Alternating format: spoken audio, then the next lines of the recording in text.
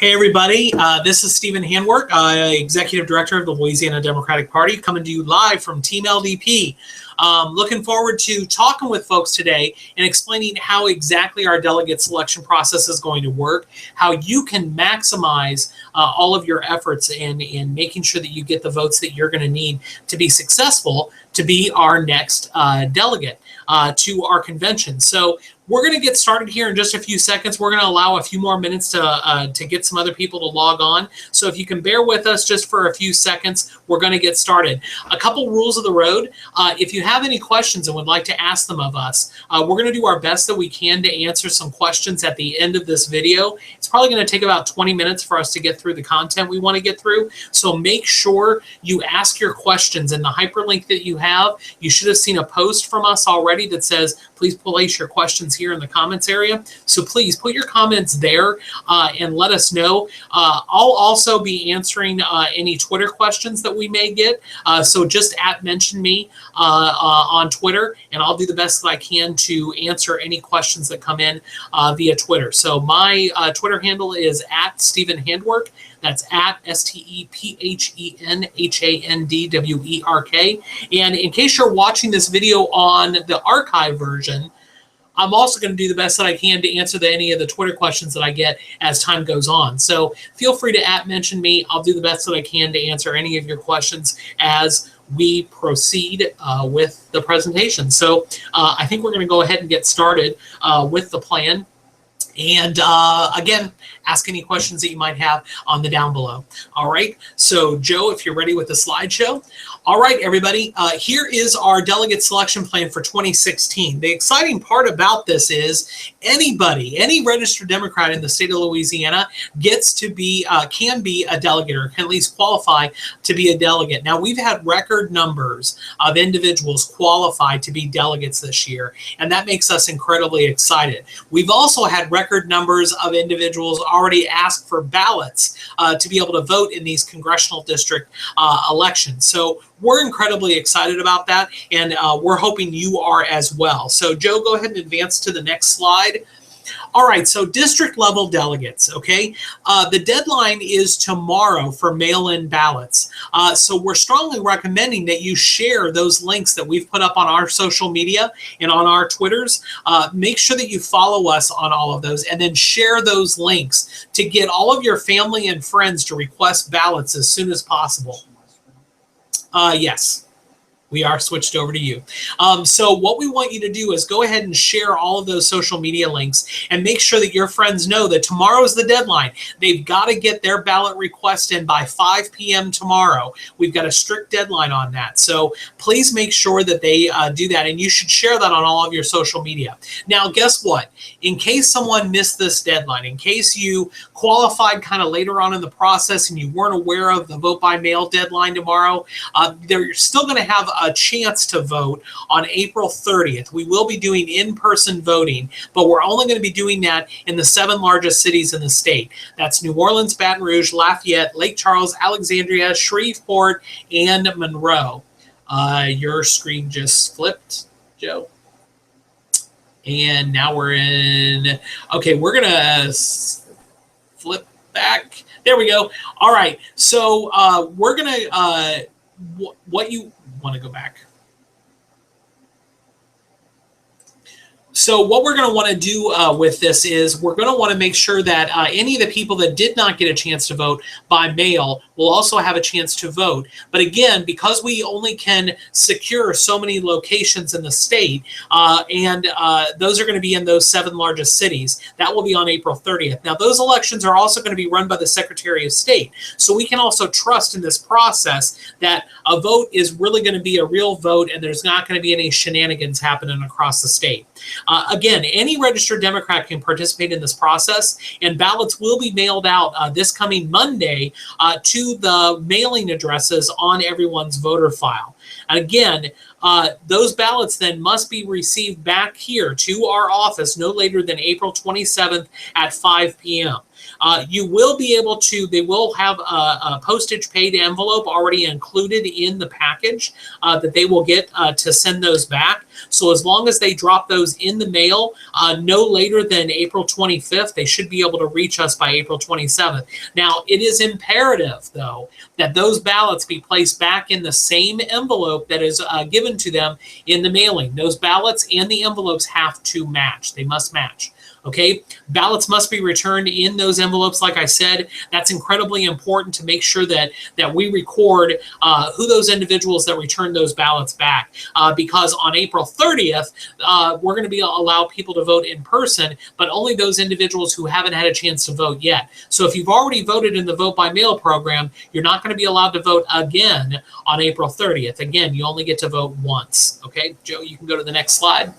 All right, so chasing ballots. So once tomorrow's deadline happens and then Monday comes around and you know the ballots have actually gone out to everyone, you're going to want to chase your ballots. That means you're going to want to make sure that everybody that's requested a ballot actually votes for you and returns those ballots back to the office here. So make sure, again, coach them to make sure that they return it, that they don't fold their ballot. Their ballot cannot be folded. It needs to be placed directly in the envelope that's provided and returned here. They can drop it off in any mailbox in order that we get it back by April 27th at 5 p.m. That's incredibly important. So make sure that you're calling your friends, you're emailing them, you're Facebooking, you're Twittering, any of those different things to make sure that you're communicating with folks to get them to return their ballots. Again, we've had a historic number of individuals actually request ballots. So if the people return those ballots that have requested the ballots, we'll have more people that are participated this year in our process than participated both in 2008 and 2012 combined. That's an exciting thing as far as I'm concerned. Let's go to the next slide. Okay, so pushing folks to vote on election day. So once the ballots have been returned, once you've chased your individuals and gotten them to return their vote by mail ballots, then you'll be able to encourage people to vote in person, okay? We'll be announcing those locations, and we're going to give those locations to you guys first, okay? All of the candidates that are appearing on the ballots, you guys are going to get the locations first as to where they're going to be. We're going to have one location, like I said, in each of the 7 largest cities. So that is, again, Shreveport, Alexandria, Monroe, Lake Charles, Lafayette, Baton Rouge, and New Orleans. Each of them will have one location, and all of them are going to be in public locations. We believe most of them are going to be in public libraries. That will be the easiest way for people to get in and out, but because of some scheduling issues and location issues, we may be having some like on a college campus or something. Anyhow, we'll get those informations, and we'll be publishing those locations here pretty soon. Voting is going to be simple and easy. Like I said, it's going to be conducted by the Secretary of State, and you'll be voting on the same machines that you vote on if you ever vote early. This is just like voting early. So if you go and vote early at your local registrar's office, it's going to be the same sort of process. You'll check in at one desk where one of the LDP staff will actually verify that you are a registered Democrat, and then we will tell them what district you are voting in, as long as what presidential candidate. Because remember, when you request your ballot and when you request the right to vote, you have to be able to tell us what side you're voting for. So if you're with Hillary or if you're with Bernie, you have to let us know at that time so you get the right ballot. So we encourage you guys as candidates to encourage ride shares, grouping people together, doing a caravan, maybe do some sort of a rally. All of that sort of fun stuff that will encourage people to get out and vote on April 30th is certainly encouraged. And again, just as a final reminder, only registered Democrats are going to be allowed to vote in this process, because again, we wouldn't, I'm not going to be allowed to go and vote in the leadership for the NRA because I'm not an NRA member, right? So I don't get a right to vote as to who's going to be the president for the NRA, just like individuals who are not registered Democrats don't get to choose who represents them at our presidential convention. So it's no harm, no foul to anybody else in this, but we just want to make sure that registered Democrats are actually having their voices heard to make sure that whoever they pick to represent them up in Philadelphia this year. All right, so we'll go to the next slide. And again, election day is April 30th. So this is what a lot of people have been asking for the gender breakdown. Now, in Louisiana, actually, for all of Democrats, for our conventions, we have a rule. Our first rule is gender parity. That means for every man, there has to be a woman, and for every woman, there has to be a man. That's how we break down our delegations to make sure that we accurately reflect our demographics. Now, here's how this is going to play out for us, okay? For the Clinton delegates, okay? If you look in the Clinton delegates, Congressional District 1, Hillary Clinton is going to get 1 male and 1 female delegate, okay? In Congressional District 2, she's going to get 3 men and 3 women. In 3, she'll get 1 man and 2 women. In 4, she'll get 2 men and 2 women. In 5, she'll get 3 men and 2 women. And in CD6, she'll get 2 men and 2 women. That is how the Clinton delegation breaks down, okay? So I'm going to wait just a second so you guys can probably write this down. We're also going to make this slideshow available via hyperlink. We'll post it in the group after this is done so you have a copy of this. But this is how this will be broken down. So everyone is aware what will happen is when the ballots go out, okay, for example, let's say I live in Congressional District 1 and I request a Clinton ballot, okay? I'm going to be asked to vote for 1 male and 1 female on my ballot, okay? That's how we will do the votes. Now, in situations where you have, well, we won't get into, you don't have to get into all of the weeds on this. It's really pretty simple.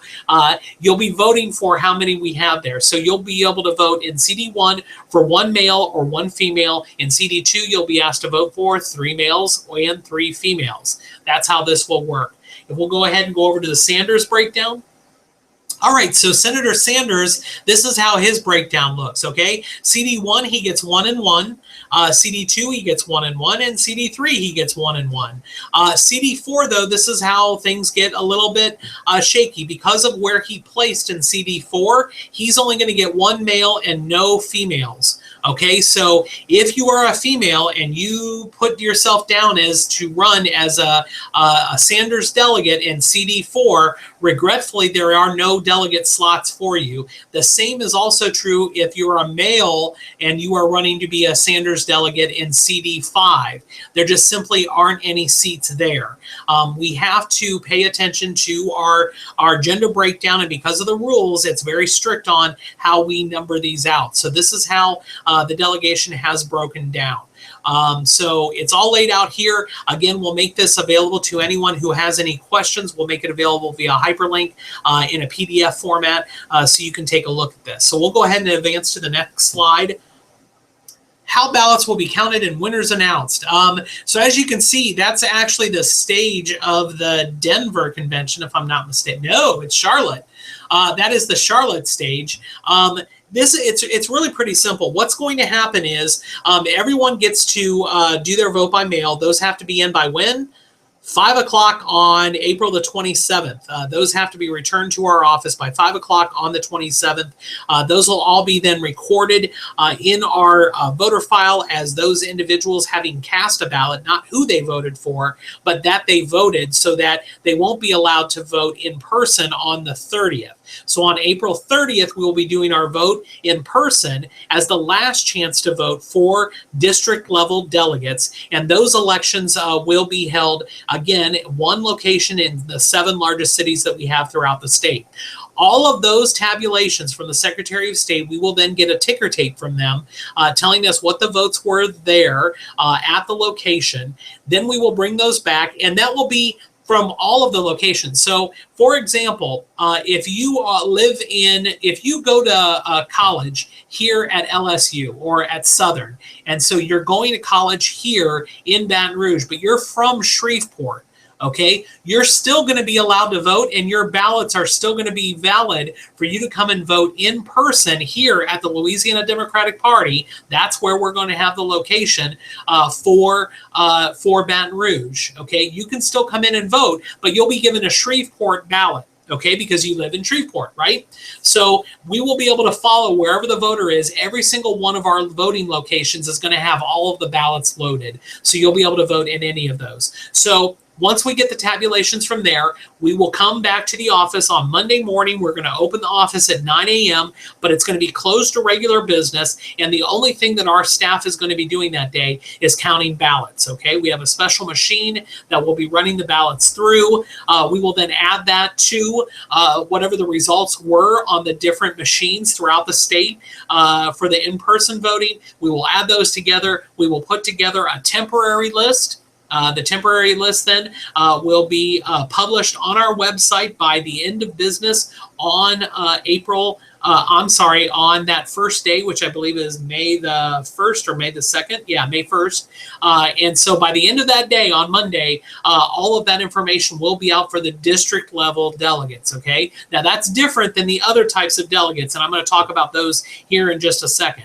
But all of those winners will be announced at that time. So it's an exciting time, okay? But it's probably going to be a little bit of a nerve-wracking time as well. And we get that. So we don't want to prolong the agony.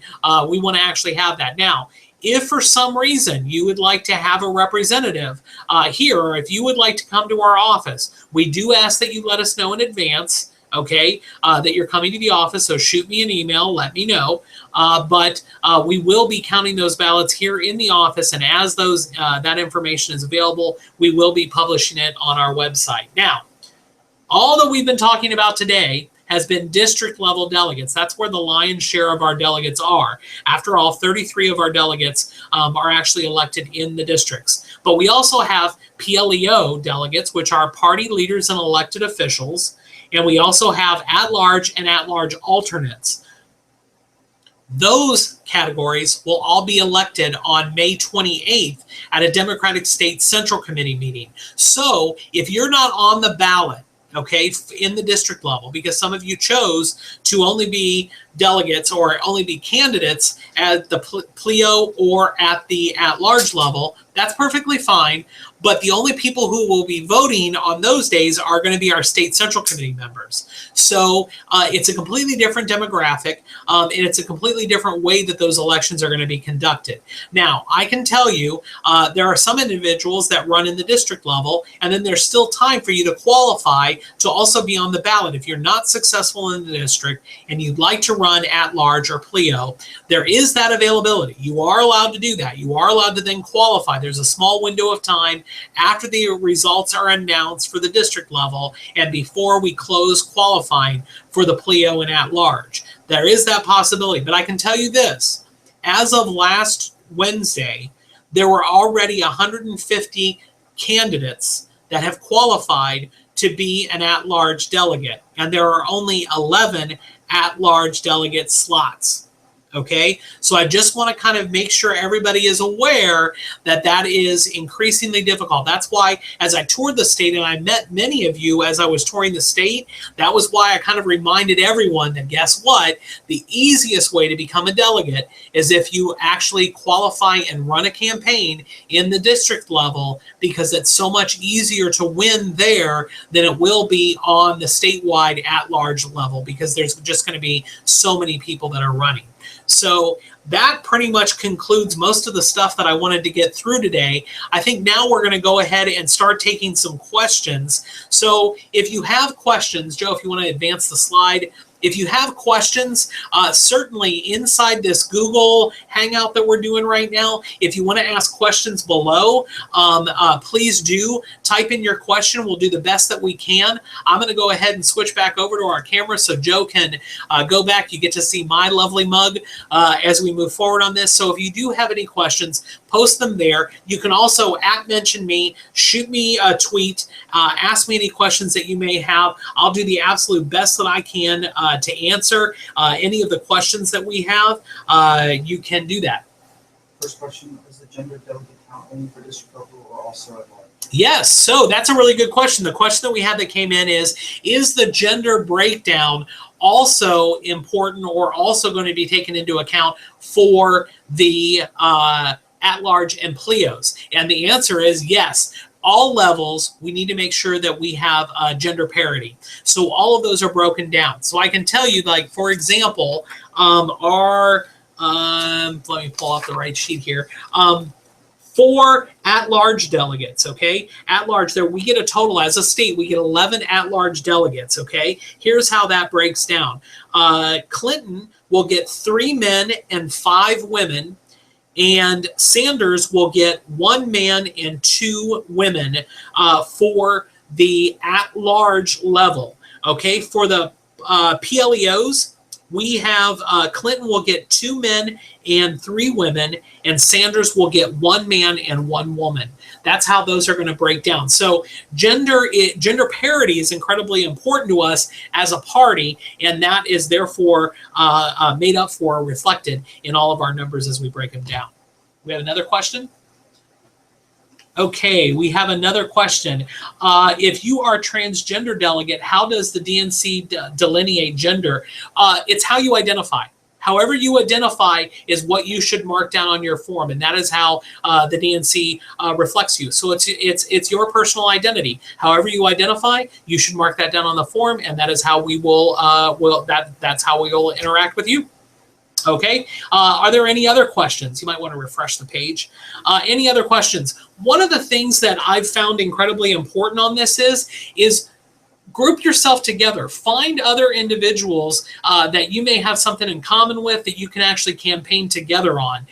If you form a ticket, if you will, that is helpful to this process, okay? When you look at the sheer number of delegates or candidates that we have, all you have to do is pull it up on our website. You're going to see there's a lot of people that are vying for these very few seats. So it's important to differentiate yourself, to get your name in front of other people so that they'll even consider you. What I would strongly suggest is you guys actually maybe forming some sort of ticket to be able to run with other individuals to get them interested in your candidacy. You're allowed to do that. So that's a little bit of a pro tip, if you will, to be able to hopefully get as many votes as you possibly can. Do we have other questions? No? All right, we don't see any other questions, so we're going to give it just another 30 seconds. We'll do another refresh here in a minute.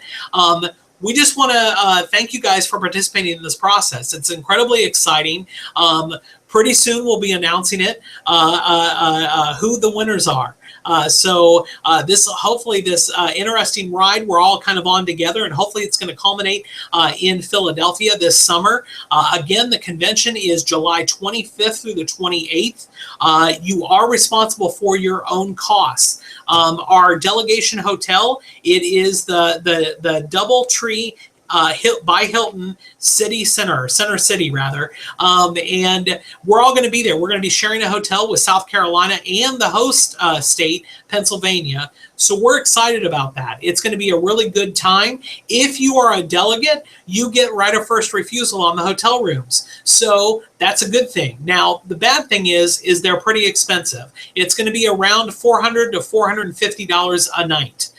Per person at a minimum of 4-night stay. So just kind of keep that in mind as you're running to become a delegate. You're going to need a budget for this. And at subsequent webinars, we're going to teach you how to raise money. If you need to do that to be able to defray some of your costs and be able to afford going to Philadelphia, we're going to try and help you with that. So there is help. We will do our best to be able to help you out in any way we can. One last check. Any other questions that we have? No questions coming in. Okay, so thanks everybody. We're going to be available on all of our channels. Feel free to message us on Facebook, on our Facebook page, the Louisiana Democrats. You can also tweet us at LA Demos. You can also tweet me right at Stephen Handwerk. That's StephenHandwerk. You can certainly do that, and we will do our best to get back with you. We do have one last question coming in. When can we expect to hear about delegate polling locations? You can hear about the delegate polling locations. I believe I'm going to announce those on Monday. We have 2 of the cities that we're having a little bit of problems locking down areas, but we should have that solved this week, and we're going to announce them probably next week. The reason why we're holding off, we've got almost a month before the in-person voting is going to happen. So the reason why we're holding off is we want to first concentrate on getting people to request their vote at home ballots. More people will participate by the simplicity of being able to vote at home than will in person. So what we're trying to do is focus on that first. So once we close that tomorrow night at 5 p.m., we'll then be able to start thinking about releasing that. So at the very latest, it's going to be Monday at 5 p.m. We'll have that press release out. And we'll also, like I said, we're going to let you guys know first. So you guys will get an email first letting you know where those locations are. So if you're printing up any sort of, push cards or something like that, you'll have that information no later than Monday. All right. Any other questions? Doesn't look like it. So thanks everybody for participating today. We greatly appreciate it. Again, we're here to help you here at the party. Our telephone number here is 225-336-4155. Make sure you reach out to us if you have any questions. Or again, Facebook, Twitter at LA Demos. We really look forward to working with you. Thanks so much, and I hope to see you in Philly. Good night or good afternoon.